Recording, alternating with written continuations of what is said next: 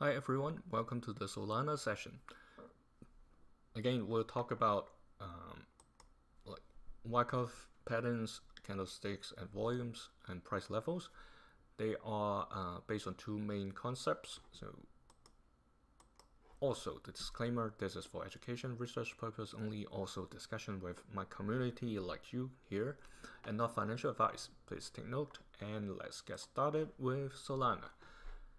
In terms of Wyckoff pattern, we just came down like 4 consecutive weeks already. If there's no surprise happening in the next 25 hours now, that 4 consecutive weeks of decline. The good thing is, or not good, like depending on whether you're bullish or bearish, the volume is getting lower and lower. That means it's getting to a point where people are like hesitant to sell. So this purple line extended from the automatic reaction from where we came down from the buying climax is the current support line. So for a few weeks in like December or January, it has been staying. The price has been staying above the support line. So far, it hasn't like closed below it. Last week we tested. The price tested this level and then rebounded.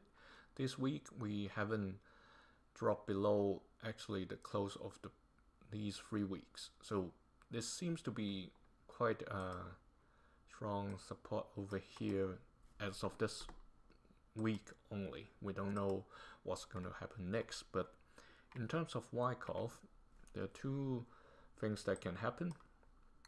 It can come down and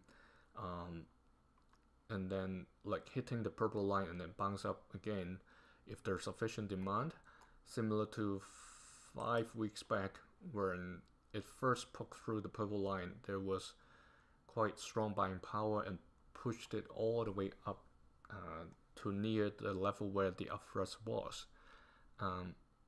And also comparing the volume bars, obviously these 3 are like pretty long bars, and combining the volume itself, the volume should like look way higher than what we had here. So this may mean there's less supply now and there's still some people fighting for it. That's why the price got pushed this high, even though like the volume bar is much shorter than these 3 combined.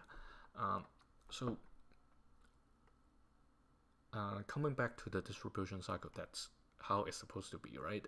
If you have read about what Wyckoff talks about, how the market is being run, basically. So supposedly that's how the theory works. Let's see whether that's the same in reality.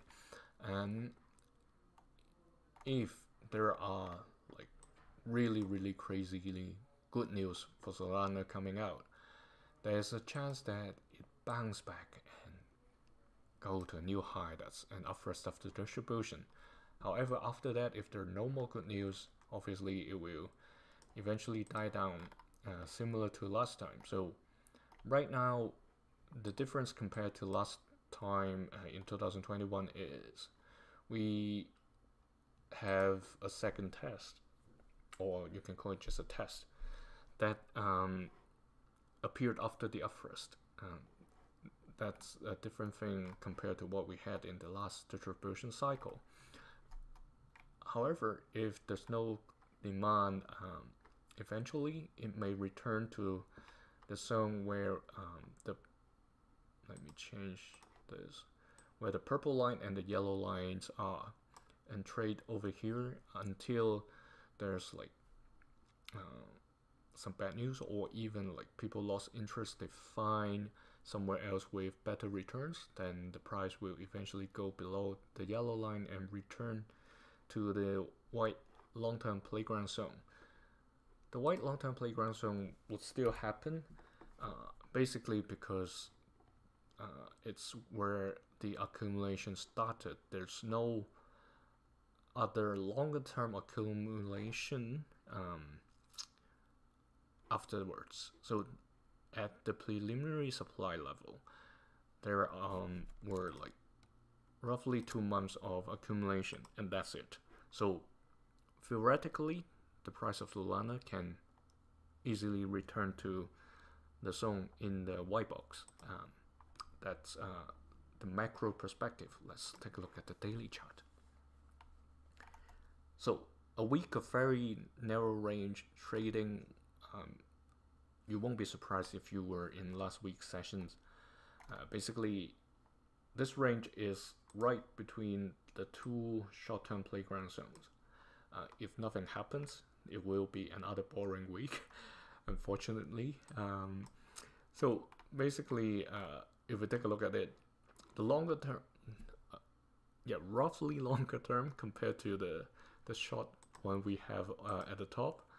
So the longer one started way back, like almost a year ago, February 29th, all the way to November last year, before the price broke out and reached a new zone.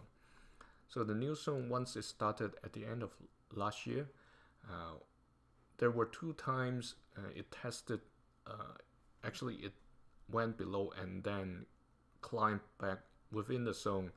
Earlier this year, started January 2nd, and then eventually we had this little peak for the last month, and now we are retesting this zone again. So basically people are saying whether we should play at this playfield or whether we should play over here.